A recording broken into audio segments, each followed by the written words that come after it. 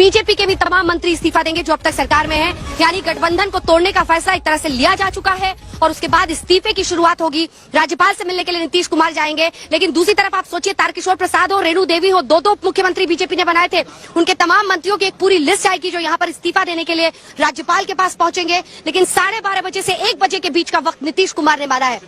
नीतीश कुमार एक बार फिर से अपने पलटने की घड़ी में, क्योंकि सियासी रूप से पलटना, सियासी रूप से गठबंधन के साथी को कुछ महीनों बाद छोड़ना, दूसरे पाले में जाना, ये एक तरह से उनकी राजनीति की फितरत बन चुकी है और एक बार फिर वही करते हुए आज नीतीश कुमार दिखाई दे रहे हैं। लेकिन दूसरी तरफ जबरदस्त बुगाहट आरजेडी के खेमे में है, क्योंकि अब एक बार फिर से आरजेडी का साथ जेडीयू को मिलेगा।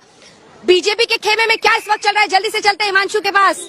दो उप मुख्यमंत्री बनाए थे हिमांशु, कुछ महीनों पहले की बात है, तब बीजेपी खूब ताली ठोक रही थी कि देखिए तेजस्वी यादव के साथ इनकी चल नहीं पाई, हमारे साथ आ ही गए वापस। लेकिन अभी तो दो उप मुख्यमंत्री और मंत्रियों को आकर इस्तीफा यहीं पर देना होगा। राजभवन में हम मौजूद हैं और राज्यपाल को उन्हें अपना इस्तीफा सौंपना होगा। देखिए बिल्कुल दोनों उप मुख्यमंत्रियों को इस्तीफा देना होगा और उनके साथ 14 मंत्रियों को भी जो है अंजना इस्तीफा देना होगा राजभवन में। लेकिन सवाल यह है कि अगर कोई मंत्री या उप मुख्यमंत्री इस्तीफा देता है तो वो मुख्यमंत्री को भेजता है, मुख्यमंत्री जो है वहां से उस इस्तीफे को रिकमेंडेशन करके राज्यपाल के पास भेजते हैं कि इन मंत्री को जो है बर्खास्त कर दिया जाए या हटा दिया जाए। लेकिन भारतीय जनता पार्टी ने पहली बार इस तरीके की रणनीति की है कि सीधा जो है राज्यपाल को ही अपना इस्तीफा देने जा रही है।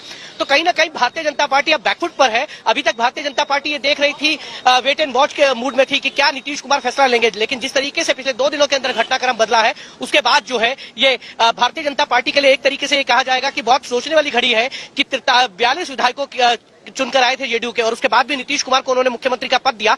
भारतीय जनता पार्टी के तमाम नेता ये कहते रहते थे कि बड़ी पार्टी हम है और सरकार के कामकाज को लेकर जिस तरीके से टीका टिप्पणी करते थे वो कहीं ना कहीं नीतीश कुमार को नागवार गुजरा था। और फिर उसके बाद पिछले ही सप्ताह जो है अमित शाह, जेपी नड्डा यहाँ आए थे। भारतीय जनता पार्टी के जितने मोर्चे हैं उनकी एक संयुक्त कार्यकारिणी की बैठक हुई। वहां जेपी नड्डा ने कहा कि भारतीय जनता पार्टी के सामने कोई भी रीजनल पार्टी किसी भी राज्य में टिक नहीं पा रही है। ये बात कहीं ना कहीं अंदर खाने जो है वो नीतीश कुमार को धर कर गई। और उसके बाद गृह मंत्री अमित शाह ने भी एक बैठक के अंदर ये बात कही थी कि देखिए 2024 पे फोकस कीजिए, 25 को लेकर जो भी फैसला होगा वो पार्टी तय करेगी, कब लेना है, समय पर इंतजार करना चाहिए। और यही कारण है कि कहीं ना कहीं नीतीश कुमार को ये सारी बातें अंदर खाने पता चल गई और इसीलिए कल ललन सिंह भी कह रहे थे कि उनके पास पूरे सबूत है। तो मुझे लगता है आज नीतीश कुमार की तरफ से या जेडीयू की तरफ से जो है ये प्रेस कॉन्फ्रेंस की जाएगी और कुछ ऑडियो टेप जो है वो शायद दिखाए जा सकते हैं कि देखिए किस तरीके की जो बातचीत है वो आरसीपी सिंह के साथ चल रही थी। आरसीपी सिंह के ऊपर पहले भी आरोप लगे थे कि उन्होंने कुछ विधायकों की बैठक बुलाई थी जब राज्यसभा में उनको उम्मीदवार नहीं बनाया जा रहा था,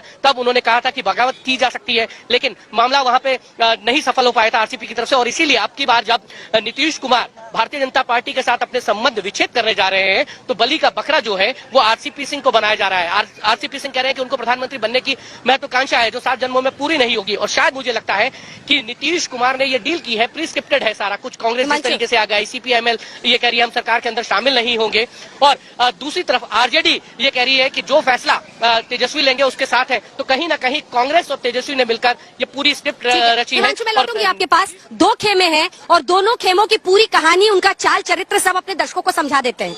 देखिए एक तरफ है नीतीश कुमार जिनके बारे में ये कहा जाता है 2013 में जब उन्होंने बीजेपी से नाता तोड़ा था, 17 साल पुराना रिश्ता था, लेकिन नरेंद्र मोदी के नाम पर तोड़ दिया। फिर वो लालू के साथ मिले, चुनाव लड़े, 20 महीने सरकार चलाई, फिर वहां से भी मन उनका मुटाव हो गया। उसके बाद बीजेपी में वापस शामिल हो गए, फिर एनडीए में शामिल हो गए। उसके बाद फिर वो चुनाव लड़े पिछला आरजेडी के साथ, बहुमत की सरकार उनकी बनी। लेकिन उसके बाद फिर कुछ महीनों के बाद उन्होंने नाता तोड़ा, एनडीए के साथ उन्होंने सरकार बना ली। अब ये पलटने वाली राजनीति तो एक तरफ है, एक और हुनर उनके पास है और वो हुनर इतना दिलचस्प है कि आप कल्पना नहीं कर सकते हैं। आज तक अपने बलबूते नीतीश कुमार कभी बहुमत नहीं ला पाए हैं, लेकिन फिर भी वो सरकार चला लेते हैं, किसी न किसी तरीके से चेहरा बनते हैं सरकार की और अपनी नीति के हिसाब से चलाते हैं। जैसे उसमें उनको लगता है जरा भी डाइल्यूशन हो रहा है या बीजेपी का एजेंडा चल रहा है तो उसके बाद उनकी नाराजगी शुरू होती है, मनमुटाव का दौर होता है, फिर वो साथ छोड़ देते हैं, दूसरा खेमा पकड़ लेते हैं। दूसरी तरफ बीजेपी क्योंकि बीजेपी ये कोशिश कर रही है, अगर जो दावा है जेडीयू का कि एकनाथ शिंदे आरसीपी सिंह बन जाए यहाँ के बिहार के, तो ऐसा होता हुआ नहीं दिख रहा है। क्योंकि एकनाथ शिंदे ने जो कवायद की थी, उनके साथ एक बहुत बड़ा हिस्सा था शिवसेना का, पहले ही वहां से निकल गए थे, वाया गुजरात पहुंचे, फिर असम। तो कुल मिलाकर एकनाथ शिंदे की भूमिका में अगर आरसीपी सिंह को यहाँ लाने की कोशिश थी, तो आरसीपी सिंह पूर्व अध्यक्ष जेडीयू के होते हुए भी राष्ट्रीय अध्यक्ष नहीं ऐसा कुछ कर पाए। कम से कम अभी तक ऐसा कोई जादू के आसार यहाँ पर नहीं